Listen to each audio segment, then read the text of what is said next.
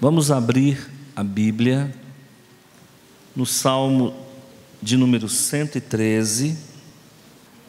A palavra de Deus aqui registrada nas Escrituras diz assim: Aleluia!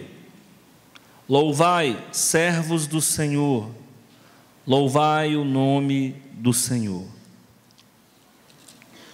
Bendito seja o nome do Senhor agora e para sempre. Do nascimento do sol até ao ocaso, louvado seja o nome do Senhor. Excelso é o Senhor acima de todas as nações, e a sua glória acima dos céus. Quem há semelhante ao Senhor nosso Deus, cujo trono está nas alturas, que se inclina para ver o que se passa no céu e sobre a terra? Ele ergue do pó o desvalido, do monturo o necessitado, para o assentar ao lado dos príncipes, sim, com os príncipes do seu povo. Faz que a mulher estéril viva em família e seja alegre mãe de filhos. Aleluia. Eu vou fazer a leitura aqui do versículo 6, 7, 8 e 9. O Senhor se inclina para ver o que se passa no céu e sobre a terra. Ele ergue do pó o desvalido, do monturo necessitado, para o assentar ao lado dos príncipes, sim, com os príncipes do seu povo. Faz que a mulher estéril viva em família e seja alegre mãe de filhos. Aleluia. Olha, irmãos, eu intitulei essa mensagem com o título de Asas Quebradas, e vou explicar por que assim o fiz. Esse salmo, juntamente com o Salmo 114, era um salmo utilizado nas festas judaicas, principalmente na Páscoa, nas grandes festas judaicas, principalmente na Páscoa. Então, o Salmo 113 e 114 são cânticos, e eram cânticos proferidos antes da refeição. Então, antes de se começar uma refeição, nas festas, eles cantavam esse salmo, eles liam esse salmo. Então, ele é um salmo muito importante, porque ele enfatiza a importância de louvar a Deus. Tanto é que ele começa, a primeira palavra desse salmo é aleluia, e a última palavra desse salmo também é aleluia, tá? Então, é louve ao Senhor em hebraico. Nós precisamos aprender a louvar a Deus. Nós precisamos aprender a elogiar a Deus por tudo que Ele faz. E tudo que Ele faz é bom, é muito bom. Deus é muito bom. Às vezes eu me assusto com a bondade do Senhor. Só que se você não tiver com os olhos espirituais totalmente afinados, alinhados, você não consegue ver a bondade de Deus. A bondade de Deus é sutil. O nosso Deus, Ele é tão perfeito que até a sua bondade não nos agride. Se eu fizer uma bondade para você, vai ficar muito patente, vai ficar muito evidente. Deus, até para ser bom, Ele é discreto. E você precisa ter muita habilidade para conseguir enxergar. Então, é uma ótica onde você só contempla a bondade de Deus quando você realmente está olhando para Ele, quando você está focado nele.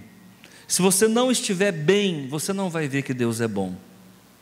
Se você não estiver pairando sobre a palavra, vivendo ancorado na palavra, você não vai ver que Deus é bom. Então, gente, as coisas de Deus, elas são muito sutis. Então eu quero que você guarde isso no seu coração. Esse salmo, ele tem 3 divisões. Ele vai, na primeira divisão dele, ele vai falar sobre a importância de louvar a Deus. Versículo 1, 2 e 3. A segunda seção desse salmo, então ele vai exaltar a Deus numa forma de adoração. Excelso é o Senhor, acima de todas as nações. Isso aqui é adoração. está dizendo da magnitude, da grandeza do nosso Deus. Então o salmista aqui, ele sabe muito bem o que ele está falando, ele sabe muito bem o que ele está fazendo. Ele começa louvando a Deus, na sequência ele migra para um processo de adoração. Guarde uma coisa: louvor e adoração sempre andam juntos. É muito difícil você louvar a Deus e não adorá-lo. É muito difícil você adorar a Deus e não ter que louvá-lo, porque as duas coisas, elas quase que se confundem, e principalmente na cabeça de muita gente. Muitas pessoas acham que louvar a Deus é cantar. Tudo bem, cantar é uma forma de louvor, mas eu posso louvar a Deus com um gesto, eu posso louvar a Deus com um olhar, eu posso louvar a Deus com a minha boca, com uma poesia, com uma palavra, enfim. Agora, o que me chama a atenção exatamente nesse texto é a parte final, é a terceira seção do Salmo, quando ele diz assim: olha, Deus se inclina para ver o que se passa sobre o céu e sobre a terra, numa forma de pergunta. Na verdade não é uma pergunta, é uma afirmação. Deus se inclina para ver o que acontece no céu e na terra. Nada foge ao controle dele. Ele tem o controle absoluto de tudo o que acontece. Não cai uma folha de uma árvore sem que o Senhor não tenha conhecimento. Até as coisas mais sutis, até as coisas mais sem sentido, Ele tem o controle, porque Ele é o Criador e o sustentador de todo o universo. Quando chega no versículo 7, aí sim você vai entender o título da mensagem. Olha só: asas quebradas. Deus ergue do pó o desvalido. O que é desvalido? É alguém que não tem valor. Você conhece alguém que não tem valor para a sociedade? Eu acho que eu já fui um desvalido. Quando eu tive um encontro com Jesus, eu não estava bem de jeito nenhum, eu estava muito mal. Eu não tinha valor de nada. E eu acho que a maioria das pessoas, quando encontram-se com Jesus, elas não estão bem, elas estão sem valor, porque a sociedade é muito engraçada. A sociedade leva você ao pecado, do pecado você migra para o caos, e quando você perde o valor diante da sociedade, a sociedade te descarta. Quando você vê um jovem aí envolvido com droga, mal cheiroso, roupa rasgada, sem nem um centavo no bolso, magro, magérrimo, totalmente dependente, com a mente totalmente corrompida.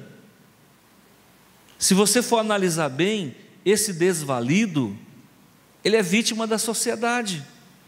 Sabe quem é o culpado desses meninos estarem aí na rua se drogando? Somos nós.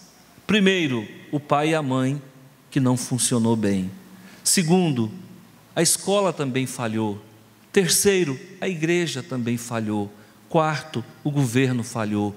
Quinto, todos nós falhamos. Cada vez que nós olhamos para um menino desse aí drogado, isso é um tapa na nossa honra, na nossa cara. Isso veio para envergonhar e mostrar para nós que nós somos mesmo incompetentes. Quando você vê uma criança se prostituindo, na nossa região não é comum, mas eu me lembro de um motorista de táxi que eu conheci há muitos anos atrás, e ele me contou que foi passear no Pará, não foi nem no Nordeste, foi no Pará. Chegando numa região muito pobre do Pará, quando ele parou o caminhão, na época ele era motorista do caminhão, um menino de 9 anos chegou para ele e falou: ô motorista, quanto você me dá para ficar com a minha irmã? Ele falou: o quê? Ele falou: quanto que você me dá para mim te entregar minha irmã na sua mão? Ele disse: quantos anos tem a sua irmã? Ele falou: 10 anos. Ué, mas com 10 anos, não, 10 anos ela já fica, e o dinheiro que ela ganha fica comigo. Menino com 10 anos já era um cafetão, menino com 9 anos já era um agenciador. Ele prostituía a irmã. O motorista perguntou: para que esse dinheiro? Ele falou: para colocar pão dentro da minha casa. Então o menino com 9 anos já tinha uma empresa, já tinha uma casa de prostituição, onde a prostituta era a própria irmã de 10 anos. Sabe quem que é responsável por isso? Toda a sociedade, irmão. Todos nós vamos responder por isso aí.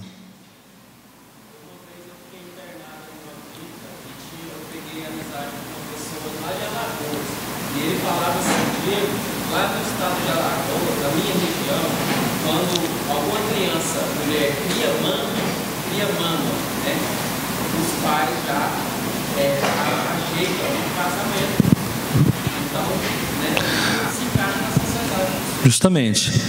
Em locais muito pobres, né, da sociedade, é comum a própria mãe agenciar a filha.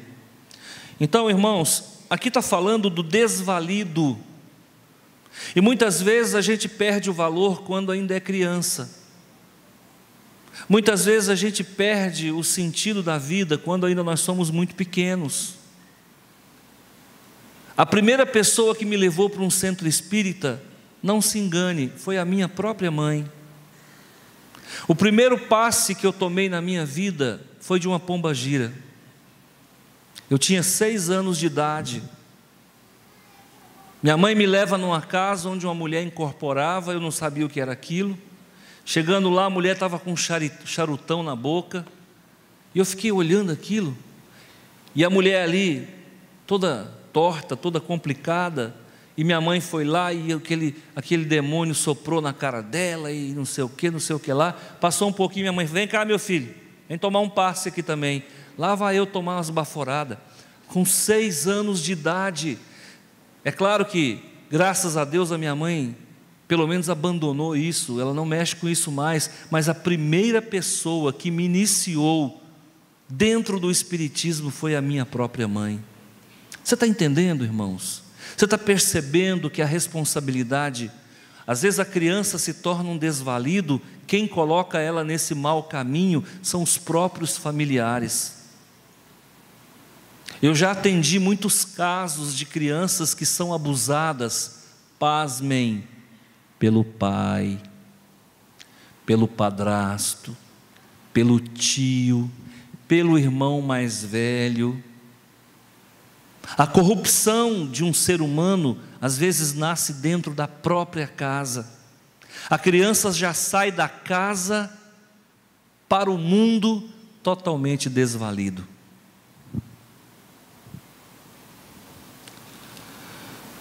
Então, eu quero dizer para você que quem nos ergue do pó é Deus.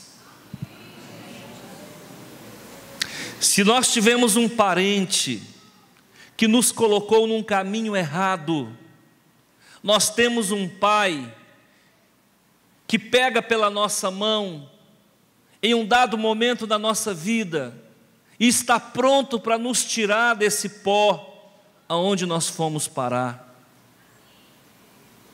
Hoje, eu e você e eu, caminhamos no reino da luz, e às vezes quem nos colocou nesse caminho não é um parente, é um amigo, é um conhecido, é um líder, é um pastor. Deus usando pessoas para abençoar pessoas.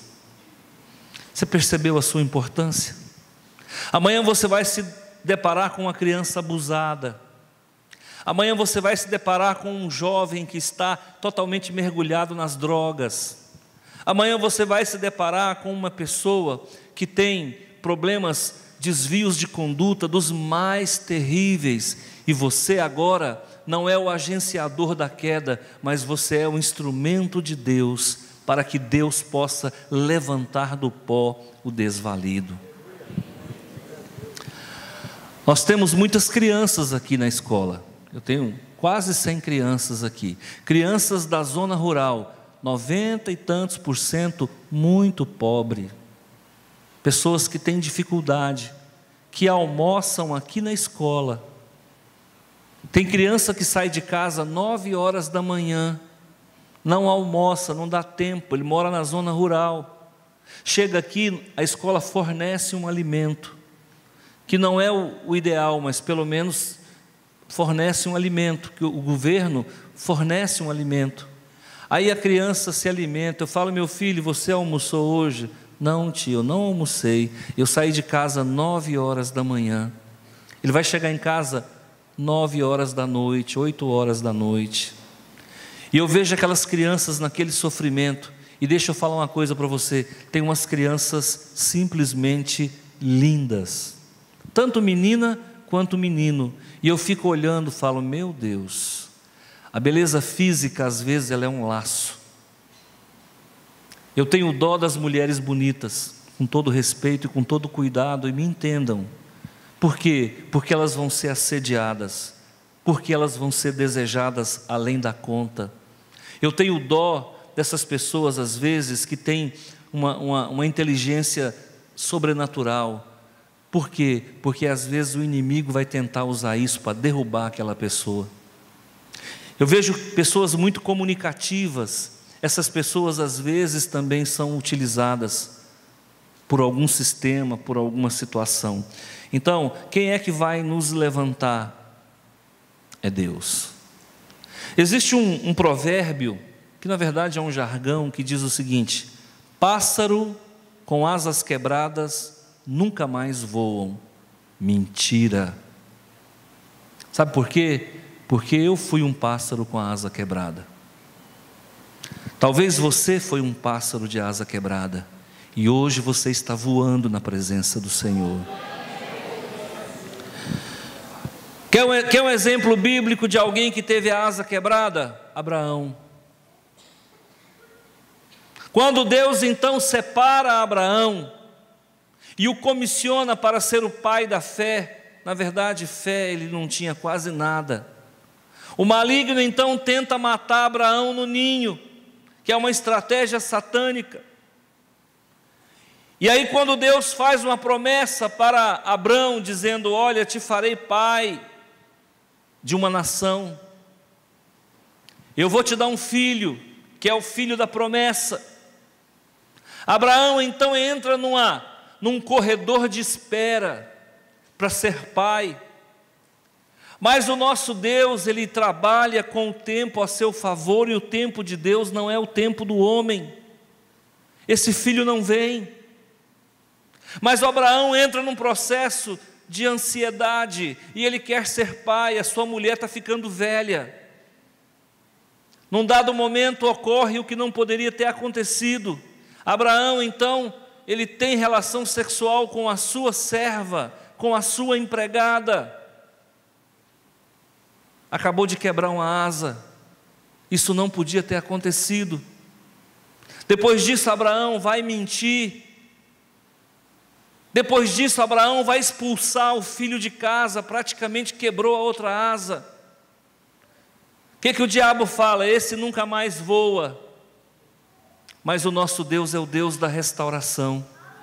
E Ele vai trabalhar na vida desse homem, e Ele vai consertar essa asa quebrada. Ele vai restaurar essa asa. E hoje, Abraão voa e continua voando, e nós junto com ele, rumo a Deus. Jacó teve a infelicidade de não ser o primogênito, porque mesmo sendo gêmeos, ele saiu por último. Mesmo segurando o calcanhar do irmão que saiu primeiro, ainda assim ele foi o segundo. Perdeu a primogenitura, quebrou a asa. Mais tarde, então, juntamente com a sua mãe, eles montam um complô para enganar o próprio pai. Nesse processo quebra-se a outra asa. Deus então permite que Jacó, o suplantador, o enganador, o trapaceiro, o desonesto, Deus permite que Jacó saia da sua casa numa rota de fuga e vai para a casa do irmão da sua mãe, Labão. E lá Deus começa um processo de restauração, porque esse homem estava no pó. Esse homem chegou a usar uma pedra como travesseiro, de tão arrebentado que ele estava. Isaac era um homem rico, Jacó teoricamente era um homem rico, Esaú teoricamente era um homem rico. Para esse homem sobrou nada. Para esse homem sobrou uma pedra para ele dormir. Ele sai de casa levando praticamente a roupa do corpo, como fugitivo para não morrer pelas mãos do irmão que queria matá-lo. Deixa um pai traído, deixa uma mãe conspiradora e vai para uma terra distante. Chegando lá, ele se apaixona por uma mulher chamada Raquel, com quem se casa, embora tenha sido trapaceado.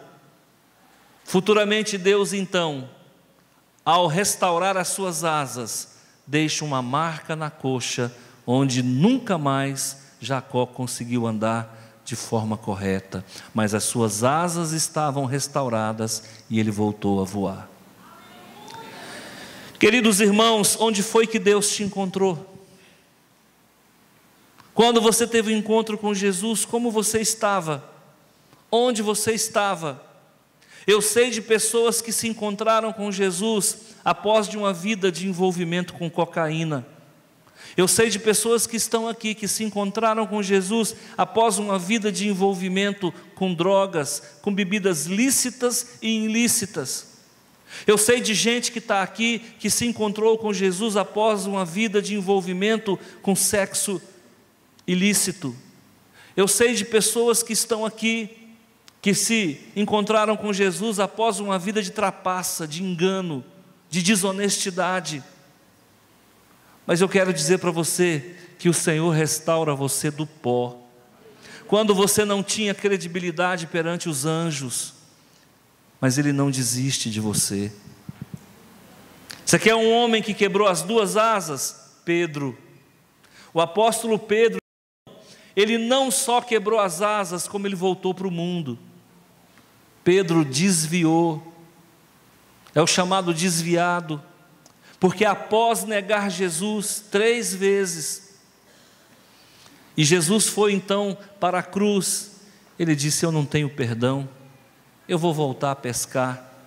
E Pedro volta a fazer as mesmas coisas que ele fazia. Eu não sei se existe alguém aqui pensando em abandonar a fé e voltar a fazer tudo aquilo que fazia. Não faça isso, porque se você fizer isso, Jesus vai buscar você. Então, para que você não tenha que voltar, não saia. Fica onde você está. Pastor, eu tenho errado muito, mesmo conhecendo Jesus, eu tenho errado. Não abandone a sua fé. Não abra mão daquilo que você já conquistou. O Senhor já te tirou do pó. E se você voltar para o pó, Ele vai te tirar de novo, porque Ele não desiste de você. Eu posso desistir de você, mas Deus não desiste de você. Ele ergue do pó o desvalido. Agora preste atenção. E do monturo. Você sabe o que é monturo? Você sabe o que é monturo? Lixo. Tem gente aqui que foi achado no lixo. Semana passada uma mãe abandonou uma criança em Goiânia no lixo. Uma criança recém-nascida foi abandonada num lote baldio em Goiânia. Foi abandonada num lote baldio no lixo. O vizinho sai para comprar pão. Quando ele passa, ele ouve um barulho, alguém chorando, uma criança chorando. Ele falou: mas o que é isso? Então ele se dirige ali para aquele lote baldio. Quando ele chega lá, a criança está exposta no lixo. Então aquele homem pega aquela criança e encaminha para o órgão do governo que é responsável por isso aí, entrega a criança lá. Essa criança literalmente foi tirada do lixo. Agora, você quer uma notícia boa? Deus transforma uma criança como essa, tirada do lixo, num presidente da República. Deus transforma uma criança dessa, tirada do lixo, num presidente da república, num missionário, num pastor, num professor, num médico, num bom advogado. Sabe por quê, irmãos? Porque o nosso Deus é o Deus da recompensa, é o Deus da restauração, é o Deus da restituição.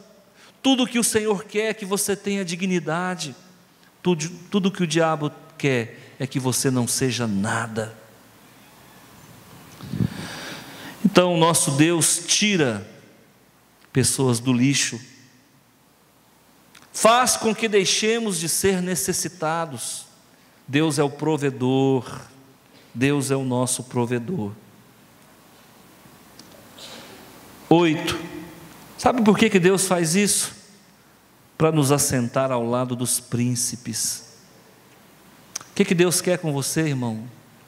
Ele quer que você seja um príncipe. Se você não puder ser um príncipe, então você vai se assentar ao lado de um príncipe. Ele tem o melhor para nós. Tudo que você precisa para a sua vida está aqui dentro. Eu quero ser feliz. A sua felicidade está aqui, numa palavra como essa. A tua vida muda a partir de agora. Primeiro, porque a palavra de Deus ela é transformadora. Segundo, porque existe uma fé na liberação dessa palavra. E quando a palavra de Deus é liberada por uma boca que crê e que profetiza a teu favor, o milagre acontece. Quem já passou fome aqui, não levanta a mão não. Aqui tem gente que já passou fome. Aqui já teve gente que não teve o que comer. Quando eu era criança, eu morava num bairro muito humilde de Rio Verde, que hoje esse bairro não é tão humilde mais, mas já foi periferia, hoje está quase no centro da cidade, mas quando eu era criança era periferia, e nós tínhamos uns vizinhos, e esses vizinhos, eles eram mais humildes do que nós éramos, eles eram os humildes dos humildes, e esses vizinhos tinham vários filhos, sei lá, 5, 6, sabe o que eles faziam? Eles não tinham pão para comer, porque pão é coisa de hoje. No passado a gente comia o resto da janta. Alguém lembra disso? Não tinha esse negócio de pão não, gente. Pão é coisa de rico. Naquele tempo não tinha pão não. E o pão também era um bichão desse tamanho aqui, ó. Era uma bisnagona que o cara passava um papel no meio, se enfiava debaixo do braço e levava para casa. Normalmente do dia anterior, porque o pão era feito no dia anterior. Ele ia para a mercearia de noite, de tarde. E aí, esses meninos não tinham o que comer. Sabe qual que era o nosso café? Chá de funcho, chá de erva cidreira, chá de alfavaca. Quem lembra disso? Aqui tem gente que já tomou isso aí. Então não tinha café. Café é coisa de nobre, é de barão. Nós não éramos barão, nós éramos pobre. Então essa família não tinha café, não tinha pão. Então eles pegavam uns santinhos, umas imagens de uns santinhos. Eu me lembro como se fosse hoje. Eles saíam com a imagem de Santa Luzia. Quem já foi católico aqui sabe qual que é a imagem de Santa Luzia. E eles saíam com essa imagem na rua, pedindo dinheiro para comprar pão para comer no dia seguinte, porque hoje já era. Hoje ia ficar sem pão. Então, gente, a pobreza já foi muito grande no nosso país. Hoje, graças a Deus, nós saímos de uma condição de país pobre para um país em desenvolvimento. Eu sei que no Nordeste ainda há muita gente humilde, muita gente pobre, infelizmente, mas pelo menos aqui no Centro-Sul as coisas já melhoraram bastante. E o nosso desejo é que o Nordeste, o Norte e o Nordeste também sejam alcançados pelo progresso. Que os governos que agora vão se estabelecendo, eles vão se preocupando com o Nordeste, não fazendo do Nordeste uma indústria de voto, mas se preocupando de fato com a dificuldade daquele povo. Falta saneamento. Tem cidades do nosso Brasil que o esgoto corre a céu aberto. Tem cidades do nosso Brasil, irmãos, que o rotavírus é a doença do dia. A febre tifoide, a peste bubônica. Tem locais do nosso Brasil que não tem água encanada. é água de cacimba, que aqui a gente chamava de cisterna. Tem locais no nosso Brasil que não tem banheiro, ainda tem privada. Tem locais do nosso Brasil que o povo não toma banho num chuveiro, toma banho na bacia, quando toma. E ainda, irmãos, eu quero dizer para você, o nosso Deus é o Deus que vai pegar esses estados e vai elevá-los ao progresso, vai pegar essas pessoas humildes e vai transformá-las em príncipes, porque essa é a vontade do nosso Deus.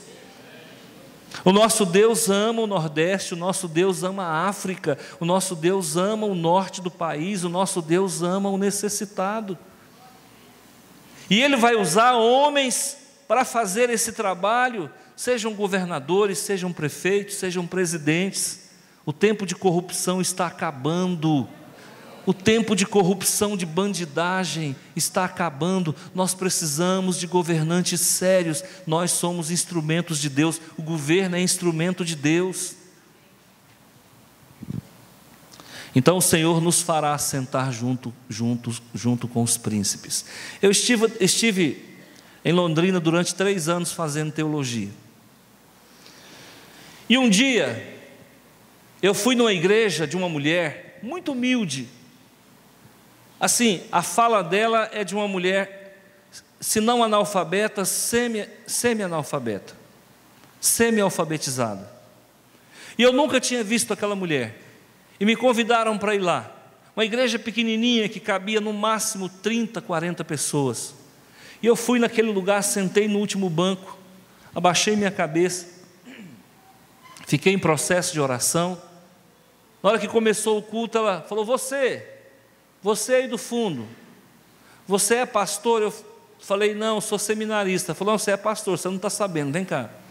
E eu fui. Ela falou: prega aí. E eu assim, era o começo da minha caminhada. É difícil, a gente tem muita vergonha ainda. Eu, com muita dificuldade, eu preguei. Quando terminou a pregação, ela veio caminhando para junto de mim. Deixa eu falar uma coisa para você.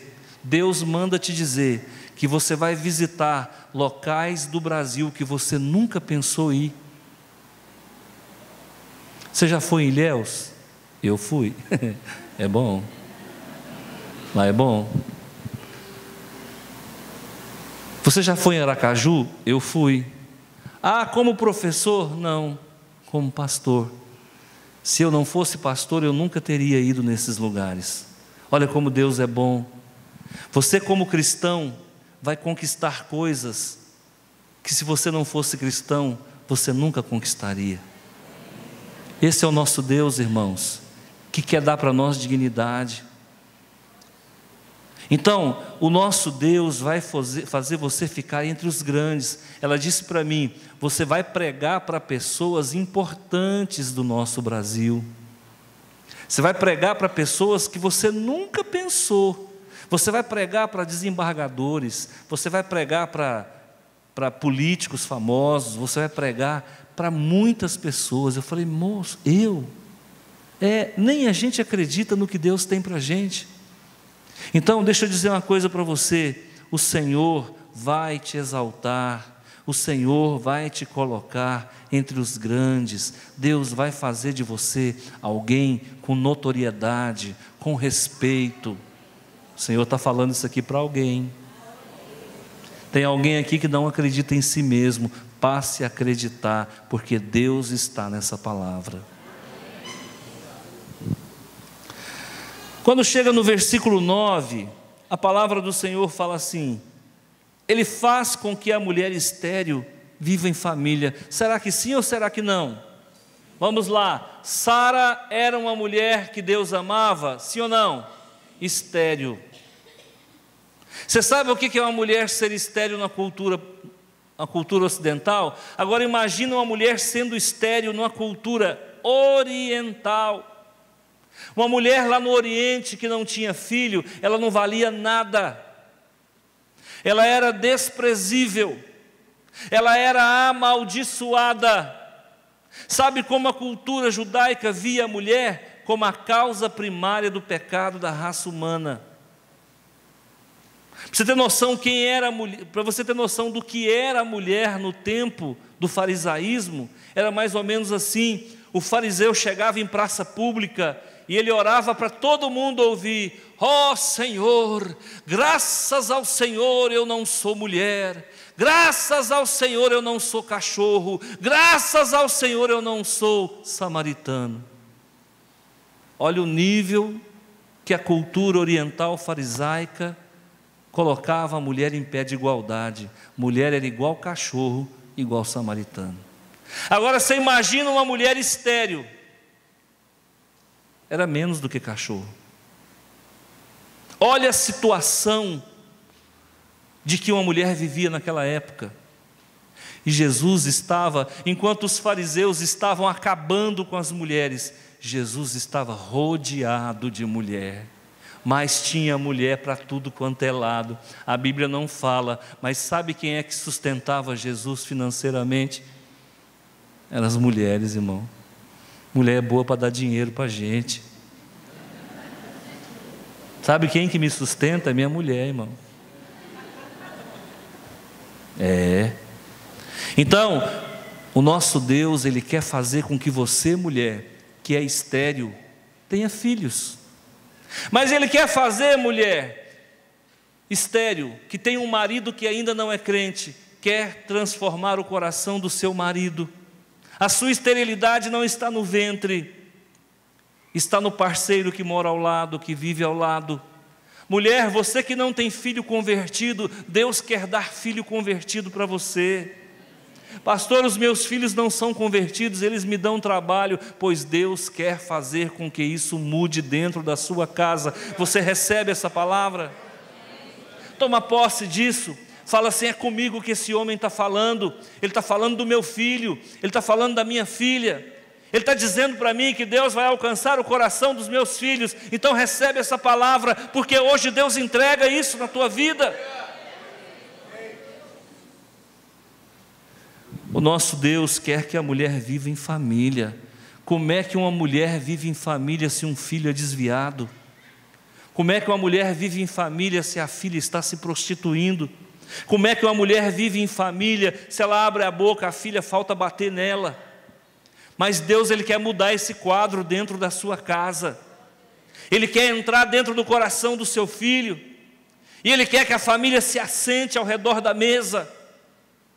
E Ele quer que os seus filhos sejam como rebentos da oliveira. O Senhor quer entrar dentro da sua casa, porque Ele entrou dentro da minha. O Senhor quer dar para você dignidade que você ainda não teve. O Senhor não quer que você desça à sepultura sem antes conhecer o amor dEle. Uma professora estava na sala de aula e ela estava falando sobre amor. Então ela fez um laboratório com as crianças e ela disse: olha, eu vou dar um tempo para vocês, crianças, saírem lá fora e trazer para dentro da sala algo que prove o amor de Deus. E aí sabe o que acontece? As crianças saíram. Passou um pouquinho, as crianças voltaram. A professora disse: fulano, o que você trouxe para provar o amor de Deus? A criança disse: professora, eu trouxe uma flor. Olha que coisa linda. É ou não é o amor de Deus? A professora disse: parabéns, é. Beltrano, o que você trouxe para provar o amor de Deus? Ele disse: professora, eu trouxe essa linda borboleta. Olha que coisa linda. É ou não é o amor de Deus? Ela disse: é, meu filho. E você, Joãozinho, o que você trouxe? Ah, eu trouxe um passarinho. Eram dois. Aí os dois caíram do ninho. Eu fui lá, peguei um e trouxe para a senhora ver. Esse passarinho sem pena, é ou não é o amor de Deus? Ela disse: é. E ela e a professora falou assim: e você, Pedrinho, o que você trouxe? Professora, eu não trouxe nada. Meu filho, então você não conhece o amor de Deus. Ele disse: sabe o que aconteceu, professora? Eu fui lá e vi a flor. Quando eu vi a flor, eu pensei: se eu tirar ela do pé, pouco tempo ela vai parar de exalar perfume. Então eu deixei ela continuando fazendo aquilo que Deus ensinou ela a fazer. Eu olhei para a borboleta, vi a borboleta a coisa mais linda do mundo, e eu percebi que que a força da gravidade não conseguia levá-la ao chão, porque ela voava tão lindo. E ao olhar para o voo da borboleta, eu percebi que Deus estava naquele processo. Mas eu também vi o outro passarinho que havia caído no chão, e eu pensei em pegar ele, mas quando eu fui pegá-lo, eu vi que a mãe estava de cima do ninho, olhando com um olhar triste, porque ela não conseguia trazer o passarinho de volta ao ninho. Então, em vez de trazer o passarinho para a sala, eu fui, peguei o passarinho e devolvi ao ninho. E eu estou com o olhar daquela mãe agradecida até agora. Desculpa, professor, eu não trouxe nada para provar o amor de Deus. A professora olhou para ele e falou: meu filho, você é a prova do amor de Deus. Você sente um arrepio aí, irmãos? Você sente que Deus vai entrando dentro da gente à medida que a palavra vai sendo ministrada? A razão de não sermos consumidos é o amor de Deus. Sabe o que o diabo queria fazer? Entrar por aquela porta ali, pegar um maníaco e chegar aqui com uma metralhadora e matar todo mundo. Sabe por que isso não acontece? Porque existe o detentor. O Espírito Santo está nos guardando, e Ele não pode tocar na nossa vida sem a permissão de Deus. Sabe quanto vale você?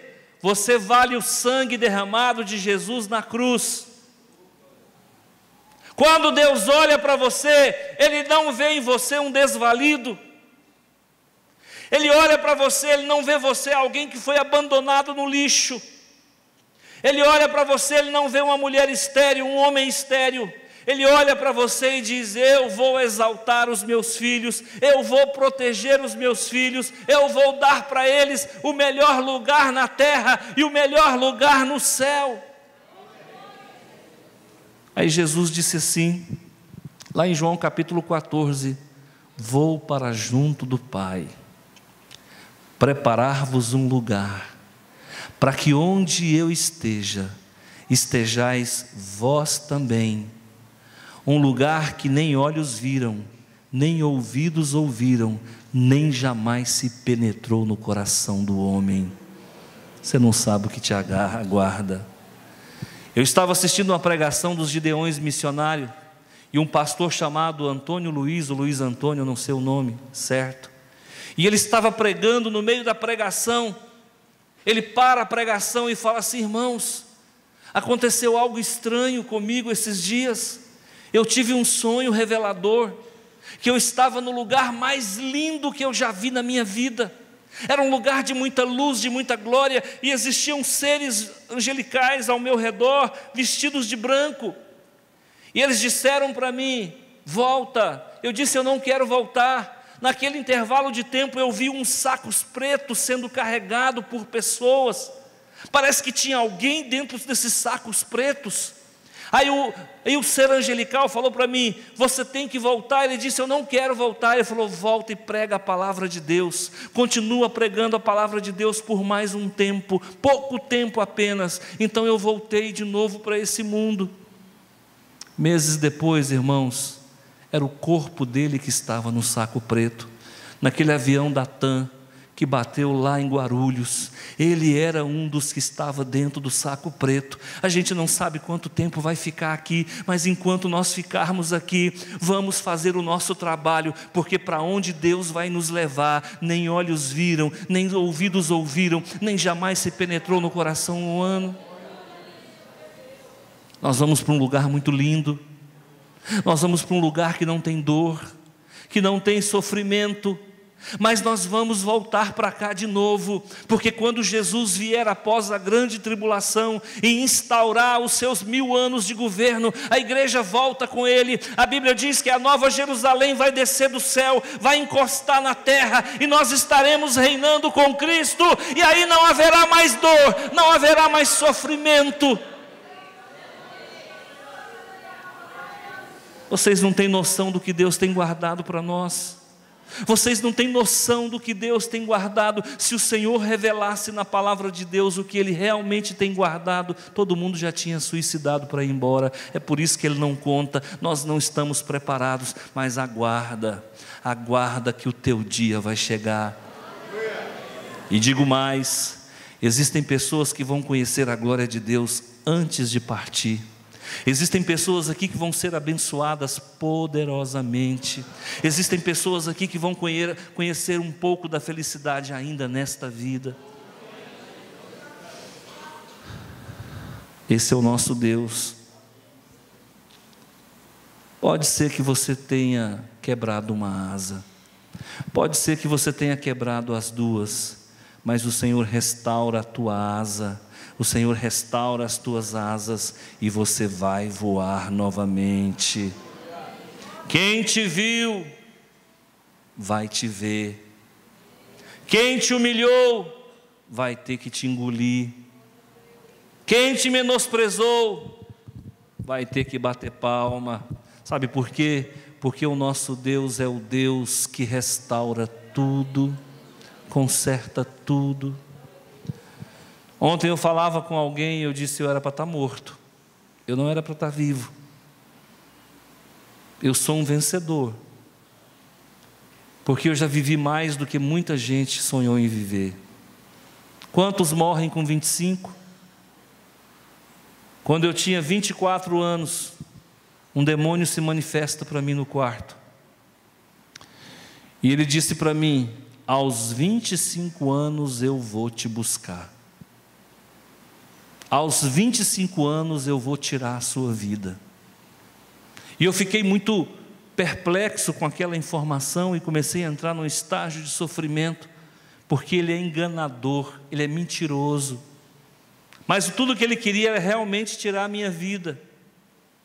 E a partir dos 25 anos, irmãos, a minha vida se tornou um inferno.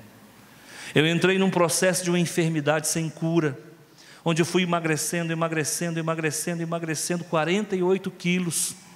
Cheguei a ser desenganado dos médicos, porque o diabo falou que ia me matar. Eu ainda não estava em Rio Verde ainda. Um dia eu cheguei na frente do espelho, eu era solteiro ainda. Quando eu olhei para a frente do espelho, eu não me vi, eu vi uma caveira. Eu olhei de novo para o espelho, não era eu, era um esqueleto. E uma voz disse assim para mim: você vai ficar desse jeito. Mais tarde o demônio volta e dá o tiro de misericórdia. Ele fala: eu vou te matar. E a partir dos 25 anos eu entrei num processo de enfermidade sem cura. Tudo que eu comia eu vomitava. Eu bebia água em xícara, porque se eu bebesse num copo americano eu vomitaria. E fui emagrecendo, chegando ao ponto de não ser homem para nada. Você entende o que eu estou falando? Cheguei ao ponto de não ser homem para nada. Fui então para o médico, ele disse: você vai morrer. Você tem 6 meses de vida. E eu comecei a entrar num processo de depressão. Naquele tempo não se falava em depressão. E a vida começou a perder o sentido.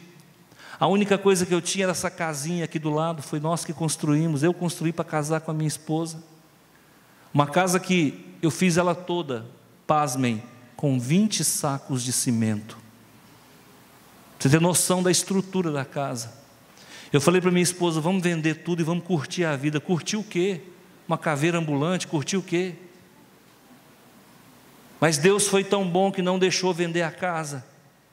Quando chegou uma certa data, eu falei: olha, vamos vender a casa, nós estamos muito ruins das pernas. Ela disse: vamos. E eu vendi a casa, sabe para quem? Para um homem de Deus.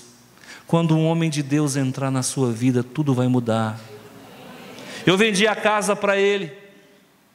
Ele efetuou o pagamento. Quando eu fui passar a escritura da casa para ele, eu me lembro como se fosse hoje. Ele tinha um carro vinho, que na época chamava Escort Kia. Eu entrei no banco de trás. Quando nós passamos na Presidente Vargas, ali perto do Honorato Plaza Hotel, a esposa dele falou assim: eu quero falar de Jesus para você. Eu falei: nossa, esses crentes é xarope, irmão. Ninguém aguenta isso não. Lá vem com essa ladainha de crente. Pensei comigo. E ela começou a falar de Jesus. Ali começou a morrer a caveirinha. E ela começou a pregar o evangelho ali. Ela achou que estava pouco. Num segundo momento que nós nos encontramos, ela fala de Jesus de novo para mim. Na terceira vez que ela fala de Jesus para mim, eu falei: já sei, eu vou na sua igreja visitar. E eu fui, e de lá eu nunca mais saí. Sabe o que é isso, irmãos? Sabe o que é isso, irmãos? Abre a tua boca. Tem caveirinha morrendo por aí. Tem gente obsediado, subjugado, possuído, oprimido por Satanás, e você não abre a boca. Deus quer tirar essa pessoa do pó, Deus quer tirar essa pessoa do lixo, Deus quer tirar essa pessoa da sepultura, Deus quer fazer com que esse estéril viva. Meu Deus, quase que eu morro porque ninguém prega o evangelho para mim. Eu vim descobrir que existia crente, irmão, eu tinha quase 30 anos de idade, porque na minha cabeça só tinha espírita. Eu não sabia que existia crente, não. Eu nunca tinha entrado numa igreja evangélica. A única coisa que eu ouvia falar é que crente é muito enjoado. Sabe por que crente é enjoado? Porque ele fala da parte de Deus, porque ele salga, porque ele incomoda, porque ele ofusca, porque nós somos portadores da unção e da luz de Cristo. Agora vai para o teu trabalho. Gostou do que eu falei? Nem eu entendi. Vai para o teu trabalho. Eu fico emocionado, eu começo a embolar a língua. Vai para o teu trabalho e fala do amor de Deus para as pessoas. Tem gente sofrendo no seu trabalho. O capeta agora arrumou um negócio para botar o povo para brincar. O povo fica aqui, ó, brincando nesse negócio o dia inteiro. Nós estamos voltando à idade da pedra. Nós estamos igual galinha, irmão, o tempo todo na rua, ó. Tem gente sendo atropelado porque entra na rua mexendo no celular. Olha o que a tecnologia fez conosco, nos devolveu à idade da pedra. Porque antigamente o homem andava assim, ó. O homem era encurvado. Com o passar do tempo, o homem foi se tornando mais ereto. Agora nós estamos voltando de novo. Sabe o que é isso, irmãos? É um brinquedinho que o maligno colocou na nossa mão. E nós estamos esquecendo isso aqui, irmãos. Isso aqui é a palavra de Deus, e a palavra de Deus não brinca, não. Ela fala a verdade. E a verdade é: suba aqui, sobe aqui, porque aqui a tua asa vai ser restaurada. Sobe aqui, aqui a tua sepultura vai ser fechada. Sobe aqui, sobe na palavra, sobe na rocha, posiciona-se sobre a rocha, e eu garanto que a tua vida nunca mais será a mesma. O diabo não vai ter poder sobre a sua casa, não. Ah, mas ele está tendo, pastor. Tudo bem, ele está tendo, mas você está num processo de restauração. Deus está entrando na tua vida. Os anjos do Senhor estão entrando dentro da tua casa. Ele está fazendo uma varredura, está trazendo fogo devorador, está queimando todo o mal, está afastando toda a treva, está desalojando o diabo, está arrancando toda a ferpa, porque o nosso Deus é poderoso e Ele faz muito mais do que você merece, muito mais do que você precisa. Lixo, nunca mais. Pó, nunca mais. Esterilidade, nunca mais. Agora é luz, agora é vida, agora é prosperidade, agora é livramento, agora Deus vai fazer, porque agora você recebe uma palavra, e Deus está nessa palavra, e Ele está entrando na tua vida, e Ele está entrando na tua casa. Deixa eu dar esse testemunho aqui, que eu dei, acho que foi na quinta-feira, não sei que dia que foi. Eu estaria indo para Uruana na sexta-feira à noite, mas eu estava contrariando a minha esposa. Não contrarei a sua mulher, você vai arrumar problema. Eu vou contar duas histórias para encerrar. Ela não gosta que eu conte história, mas eu sou um contador de causo. Certa feita, eu fui passear no Tocantins, e eu sempre gostei de pescar. Hoje eu não gosto muito. E eu comprei uma traia. Pensa numa traia que eu gastei. Eu só não comprei a caminhonete, a canoa, mas o resto tudo eu comprei. E eu fui, chegando lá, ela achou que ia. Quando a mulher acha que vai e não vai, aí, meu amigo, aí é problema, aí você arrumou confusão. E o meu irmão me chama para ir, e ele fala, já arrumei o pessoal que vai. Naquela época eu tinha um Chevette. Ele falou, o Chevette já está lotado, a sua mulher não vai. Eu falei, o quê? Ele falou, não tem espaço para ela, é só nós, só os homens, diante do Senhor. Eu não sei, ela não sabe disso. Se ela não estiver aqui, melhor ainda. E aí, irmãos, o que acontece? Eu fui e ela ficou contrariada.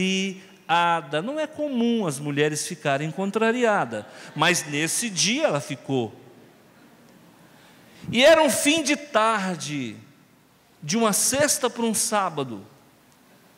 Esse infeliz desse carro, ele foi rateando da cidade onde eu estava até a beira do rio, só que tinha um mecânico dentro do carro. Quando o carro começou a ratear, eu falei, mas esse carro não anda, tem alguma coisa errada. Meu irmão falou, para, olha o mecânico aí. Estou tranquilo, estou folgado. O mecânico foi lá, abriu o capô do carro e olhou, liga, desliga, acelera, faz isso, faz aquilo. Ele falou, o carro não tem nada. Mas como não tem nada? Nós entramos no carro, o carro de novo. Ele andou, irmãos, ele gastou meio tanque de combustível num trajeto que gastava um quarto. O carro desregulou. Falei, Tá bom, ficamos lá e eu acabei desentendendo com o meu irmão, voltei antes da hora. Eu não sei se eu estava com medo da minha esposa ter ficado chateada, ou se eu realmente me magoei com meu irmão. Eu sei que eu voltei sozinho, larguei todo mundo para trás, olha que coisa feia. Voltei, quando eu cheguei, irmãos, na hora que eu peguei o caminho de volta, pensa num V8, pensa num carro turbinado, 200 por hora para ele é fichinha. Voltei, cheguei e falei para minha esposa, meu bem, eu voltei. Ela falou, estou vendo. Eu falei, olha, não é legal contrariar a esposa, até os carros sofrem. E aí, irmãos, quando foi sexta-feira agora, eu tinha que ir para Uruana, que a gente teria um retiro espiritual lá do Ministério de Boas-Vindas e Intercessão. E eu havia dado a palavra para um irmão aqui da igreja, que ele chegou em mim e falou assim, vou fazer uma janta para você lá. Eu falei, irmão, não faz, tem coisa que a gente não fala para gordinho. Eu não ia, de repente ele fala que vai fazer uma janta, eu falei, estou dentro. Quando terminou o culto de quinta-feira, a minha esposa chegou para mim e falou assim, você vai para Uruana? Eu disse, vamos. Não gostei. Falei, meu Deus, vai dar problema no carro. Eu já lembrei na hora do chevetinho. Ah, não vai não? Não, então, cheguei no irmãozinho, falei, irmãozinho, não estou querendo ir não. Desisti, não vou não. O que foi? Eu falei, não, disposição, não vou não. Fiquei. Sabe o que aconteceu no outro dia de manhã? O carro amanheceu com a mangueira do radiador rachada. Eu entrei dentro do carro de manhã, fui comprar pão. Quando eu voltei com a sacola de pão, eu olhei, estava aquela água meio laranjada, que eles colocam um negócio laranjado no radiador, justamente para derramar, você vê, né? E eu cheguei lá, vi aquele negócio, falei, ué, o que é isso aqui? Fui lá, coloquei o pão, voltei, não tinha uma gota de água no radiador. Falei, Jesus do céu, o trem não fundiu, não. Fui lá, enchi a boca dele de novo, estava com a língua seca, coloquei água no radiador. Fui para a oficina, o que o mecânico achou, né, o defeito, era dia de finados, mas o mecânico não tinha morrido não. Aí ele pegou o carro, olhou, falou, rapaz, está com a mangueira furada aqui. Eu falei, deixa eu só fazer uma perguntinha para você. Caso eu tivesse ido para Uruana à noite, ele falou, não, você só ia fundir o motor. Eu falei, quanto que eu ia gastar? Não, de 20 a 30 mil, coisa pouca. Cheguei em casa, irmão, pensa num homem apaixonado. Cheguei em casa, falei, GT, mon amour, I love you. Falei, você acabou de me fazer uma economia violenta. Ela falou, passa os 10% para cá agora. Queridos, deixa eu falar uma coisa para você. A melhor coisa do mundo é você ter um lar onde todo mundo está afinado com Deus. Deus não vai deixar o devorador entrar na sua casa. Deus não vai deixar o teu querido filho adoecer. E se ele adoecer, o Senhor vai curá-lo. Deus não vai deixar o ladrão enxergar a tua casa. Ele pode até roubar o vizinho, mas quando chega na sua casa, tem o sangue de Jesus no umbral da porta. O raio que vai descer do céu, quando ele estiver descendo rumo à tua casa, ele vai fazer uma curva violenta e não cai no seu telhado. Sabe por quê, irmãos? Porque nós somos separados. Um Deus que te tirou do pó, um Deus que te tirou do lixo, um Deus que fez de você uma mulher fértil, um homem fértil. Você acha mesmo que vai cair alguém, algum raio vai cair sobre a tua casa? Vai não. O Deus que começou a boa obra é competente para terminar a obra. Amém? Recebe essa palavra. Não contraria a sua mulher, não. Faz igual eu. Valoriza ela. Viu? Se ela disser não, é não. Se ela disser sim, é sim. Amém? Visitando uma irmã, um irmão esses dias, ele falou: pastor, ora por mim. Eu falei: aqui, ó. A mulher que tem autoridade sobre a sua vida é essa aqui, ó. Uma oração dela vale mais do que a minha. Põe a mão na cabeça dele, irmã. Uma mulher que dá defeito até em carro, irmão. Tem autoridade demais. A oração da tua mulher vale mais do que a minha. A oração do teu marido vale mais do que a minha. Minha esposa estava com um dente que não tinha conserto. Ela já tinha ido não sei em quantos especialistas. O cara foi lá, fez canal, não sei o que, na gengiva, arrumou não sei o que, o dente não parava de doer. Era meia-noite, essa mulher reclamando de dor de dente. Eu falei: Jesus, eu não aguento mais não. Que dentezinho danado é esse? Ué? Vamos fazer uma libertação.